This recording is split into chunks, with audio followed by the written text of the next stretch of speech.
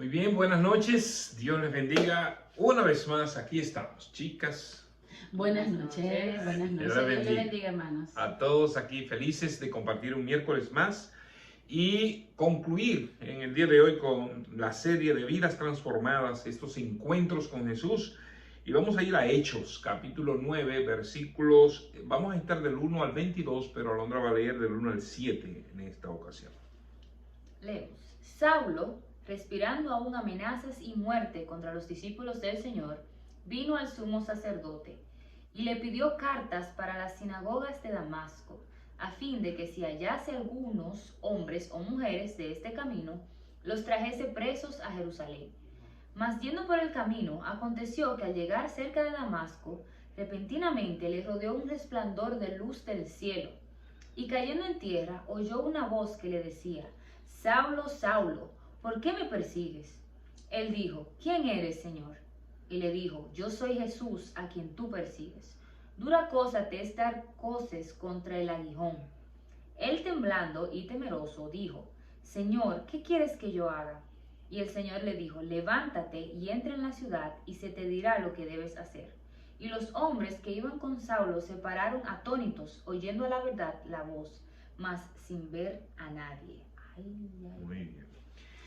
Oramos. Oramos. Buen Dios, te alabamos, Señor. Te bendecimos, damos gracias, Padre, por esta noche, una vez más aquí reunidos en su nombre, Señor.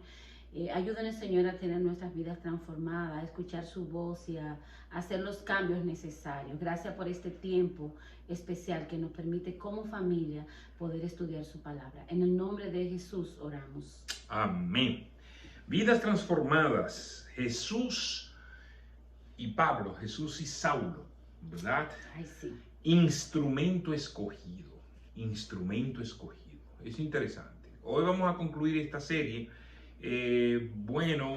Hemos visto muchos encuentros con Jesús y he querido terminar precisamente con el apóstol Pablo, quizás uno de los últimos encuentros así, de alguna manera presencial de Jesús después de la ascensión a los cielos. Y una transformación real. Sí, una vida transformada increíblemente. Wow. Vamos a concluir aquí porque estaba buscando dónde están más encuentros. Yo pienso que Jesús tuvo muchos encuentros. El apóstol Juan concluye de la siguiente manera en Juan 21:25.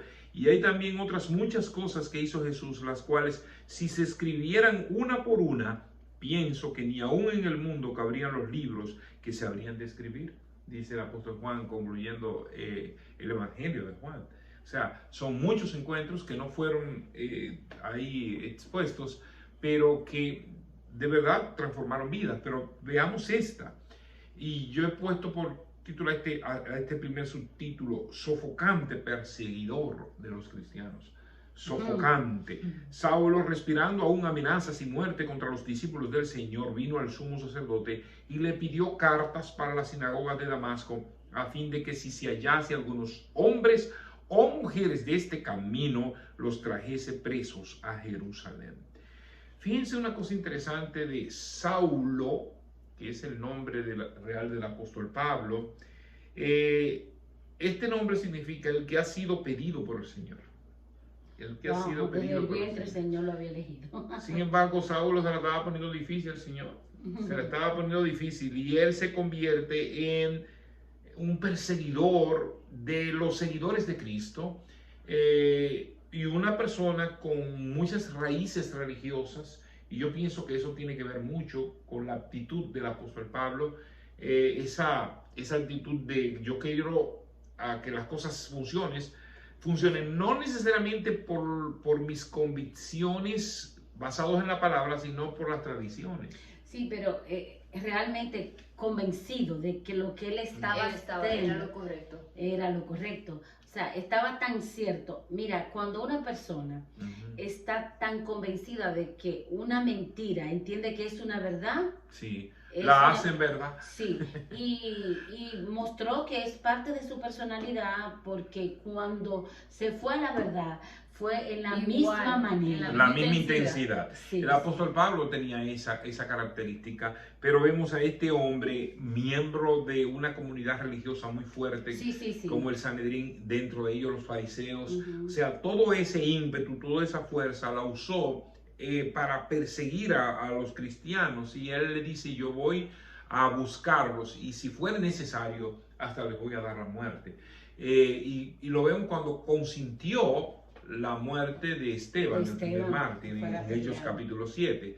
Entonces el apóstol Pablo, en este caso Saulo todavía ahí actuando, está detrás de aquellos que estaban profesando la fe en Jesucristo, de aquel que había muerto y resucitado y ascendido a los cielos. Y entonces él se convierte en un acérrimo perseguidor, en un sofocante perseguidor de los cristianos. Entonces aquí viene un inesperado encuentro con Jesús. Sí. Un inesperado encuentro con Jesús. Lo Ya que Jesús tenía había más muerto lejos era eso. y resucitado. Mas yendo por el camino, aconteció que al llegar cerca de Damasco, repentinamente le rodeó un resplandor de luz del cielo.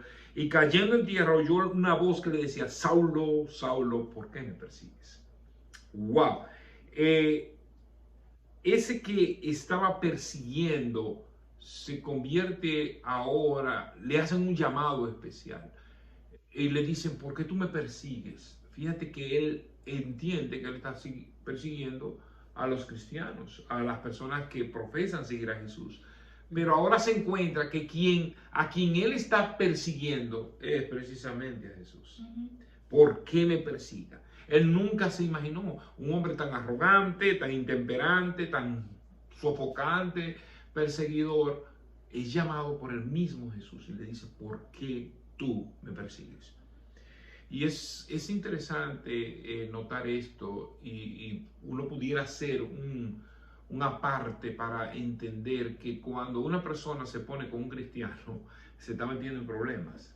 Cuando quiere hacerle daño a un cristiano verdadero, se mete en problemas. Está tratando de hacerle daño al mismo Dios. Porque Estos movimientos que se burlan, que dicen cosas difíciles contra los cristianos, van a recibir un duro castigo, porque están persiguiendo al mismo Jesús, y es lo que Jesús le dice a Saulo, dura cosa es dar coces contra el aguijón, es decir, tú estás pisando un aguijón, tú estás pisando un clavo, y eso te va a doler, eso te va a dañar a ti mismo.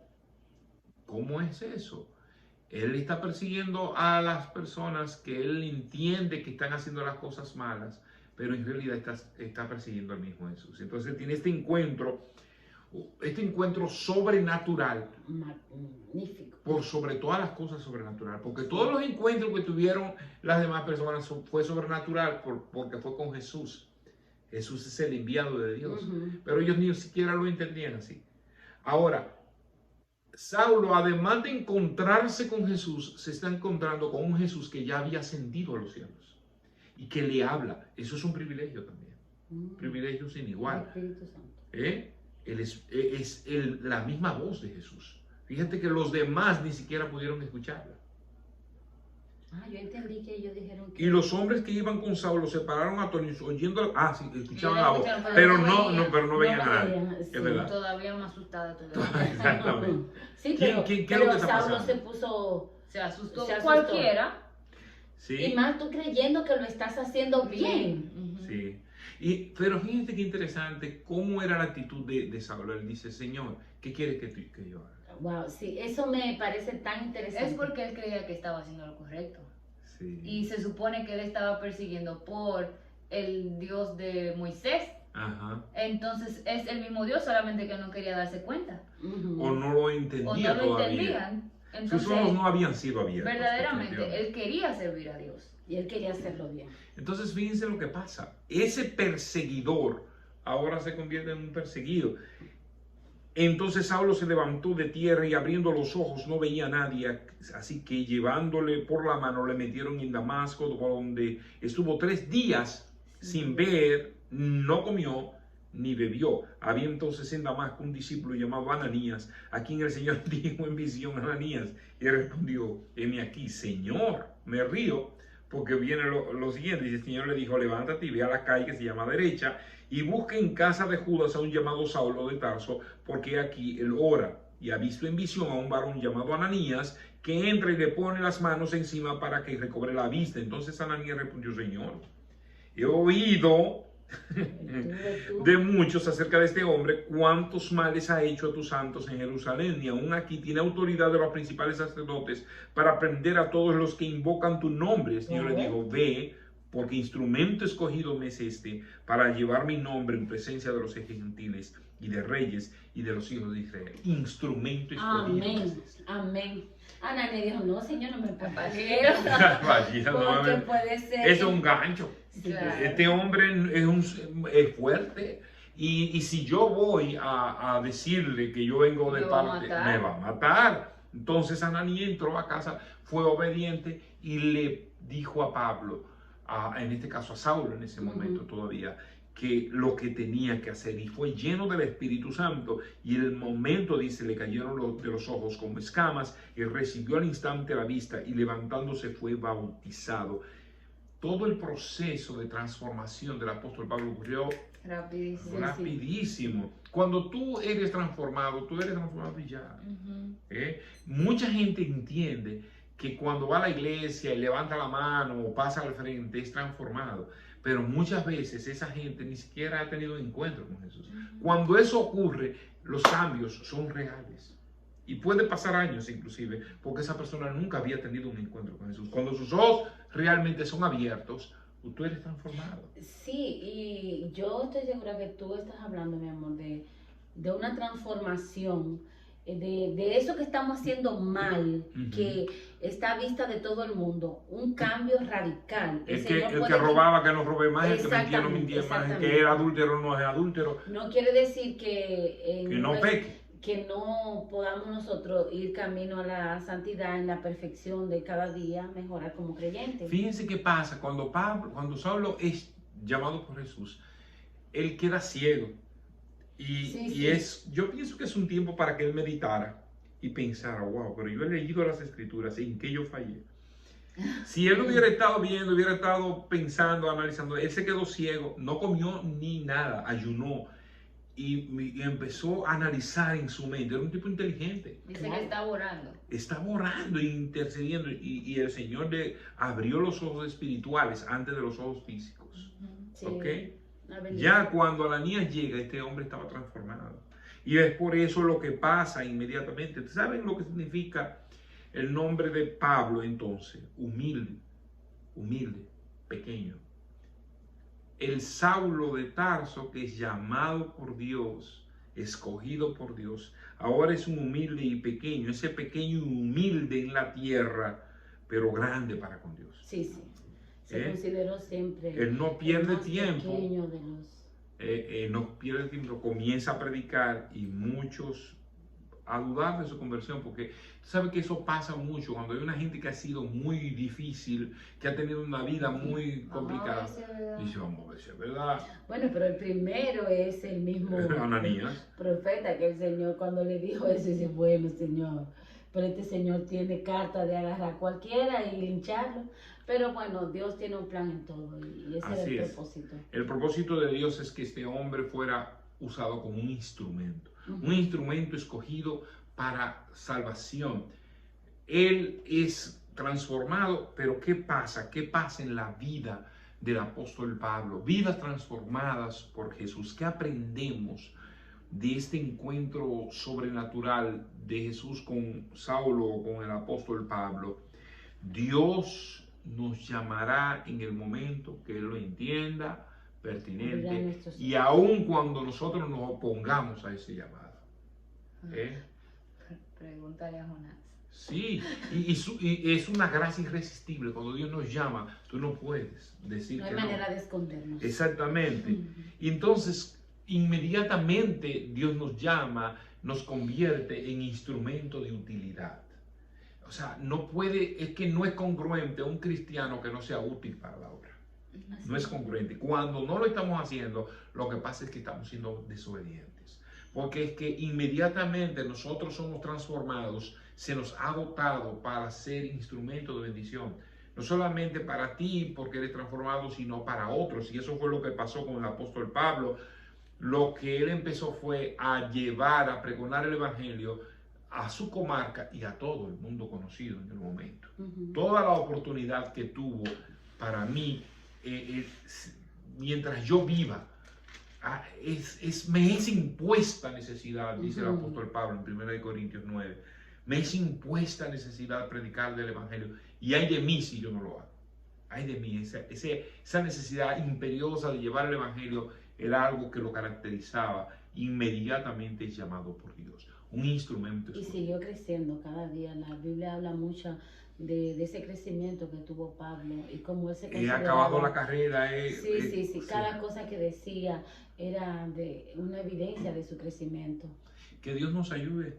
Que Dios nos ayude a entender que ese encuentro que hemos tenido con Él nos ha transformado y nos ha puesto como instrumentos de utilidad para ser usados para los hombres, para los que están a nuestro alrededor, nuestra familia, nuestros hermanos.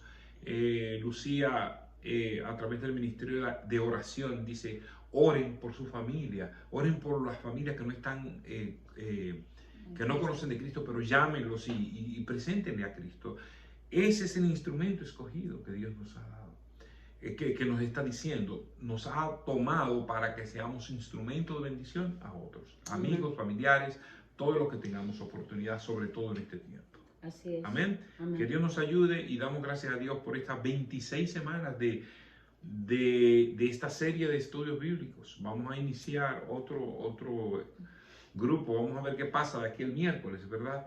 Para ver si tenemos otra serie o seguimos estudiando la palabra directamente. Así que ya ustedes saben, vamos a orar, dar gracias a Dios por este tiempo. Padre, gracias te damos, gracias por el privilegio de buscar tu presencia a través de tu palabra. Ayúdanos, Señor, a entender que cuando tú vienes a nuestras vidas, somos transformados y tú nos ayudas a ser instrumento de bendición para otros.